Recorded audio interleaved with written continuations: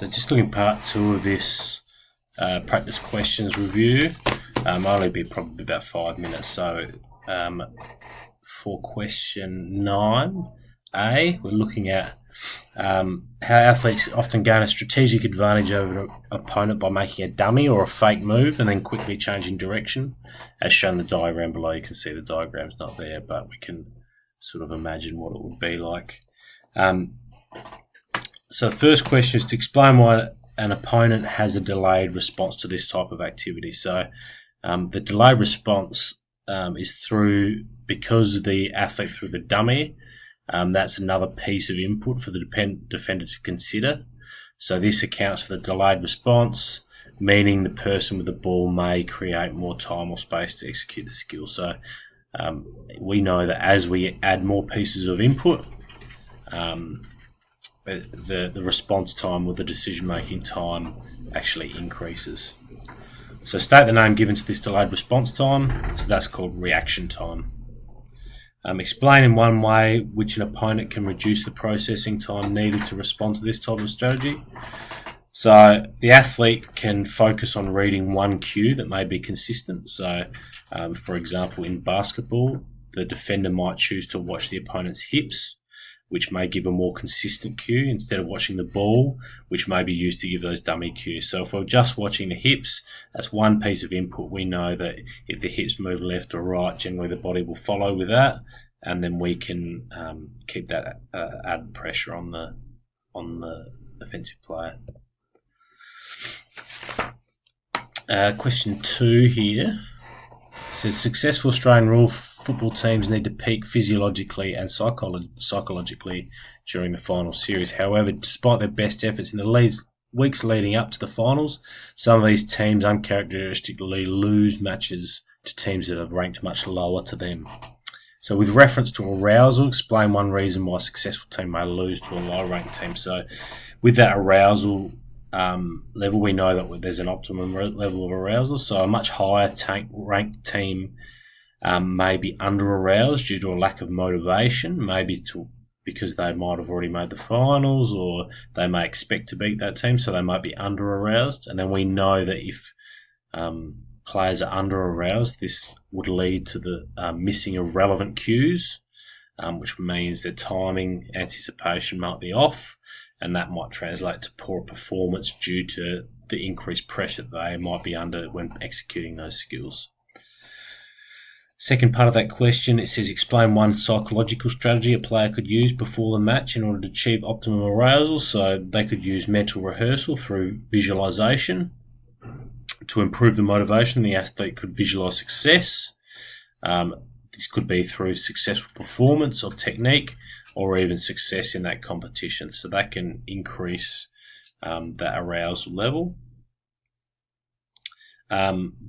B, it says at the beginning of each season, coaches often set outcome goals, such as winning the premiership. What would be a disadvantage for players when coaches set outcome goals for the team? So outcome goals for the team, the disadvantage of that could be the individuals the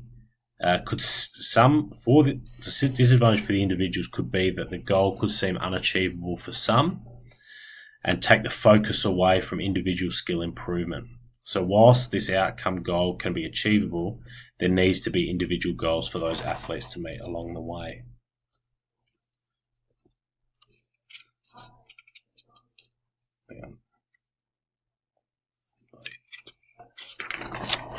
So if we go across to the next page, so using a sporting example, choose one of the components of SMART goal setting, explain how it contributes to effective goal setting. So specific, for example, take the S. So if the goal is specific to the skill or task, then the activities are designed to meet the goal are easily executed. Or if it's measurable, if the goal is measurable, then the athlete is easily held accountable to whether or not they're making progress towards that goal or not. So they contribute to effective goal setting those ways. Throughout the matches, players receive numerous forms of feedback. So state one example of player receiving knowledge of results as feedback in a sport of your choice. So that can simply be basketball, getting the ball in the basket. And then the second part, explaining why receiving only knowledge of results, the feedback can be detrimental to a beginner player's skill development. So because the knowledge of results does not necessarily give direct feedback on correct technique, a beginner may, for example, fluke a basket, but may only get 1 out of 10. They would not be able to identify how they get the ball in, and they would not be able to correctly correct that technique. So they need to have that knowledge of performance from that external source. Question 4 here says, refer to the following diagrams which show 2 throwing techniques.